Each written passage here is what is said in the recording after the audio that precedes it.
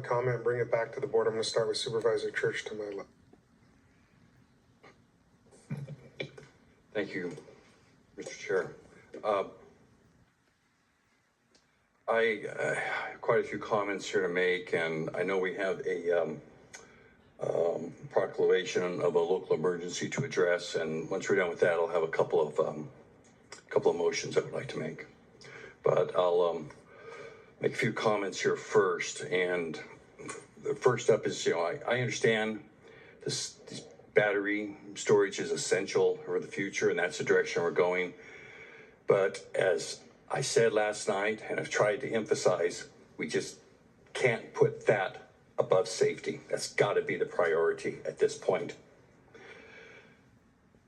Unfortunately, it has become really clear for us here, and I think at other sites where there have been accidents, this technology is ahead of government's ability to regulate it and industry's ability to control it.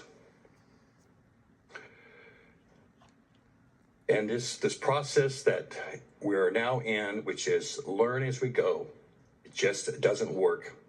It jeopardizes communities like ours here. It jeopardizes other communities elsewhere where there have been multiple fires. At this point, I am in the position to believe that we got to step back, look at this skeptically, this technology, skeptically,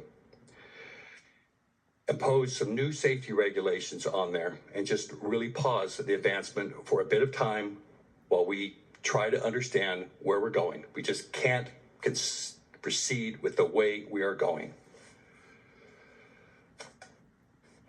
A lot of concerns have been raised about the air quality and what happened with the smoke. And I think what a lot of people have a concern with also is not so much the quality right now, as because there really isn't any smoke coming out of there, but what has already landed, what has fallen. I know last, I think it was early on Friday or Saturday, I had an email from somebody who had a question, and they saw they had an oily film on a horse trough, a water trough, and I brought it up with Vistra. Didn't really quite have an answer, and that's understandable. I mean, we haven't had a fire to this extent. I understand. I had somebody last night email me that they had some sweaters outside for a few days. They brought them in, and there's definitely an odor to it. I noticed, as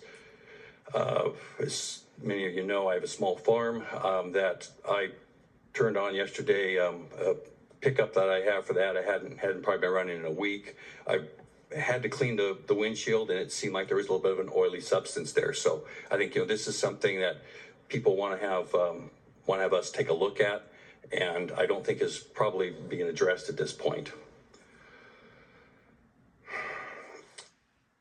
As I understand it right now, BoS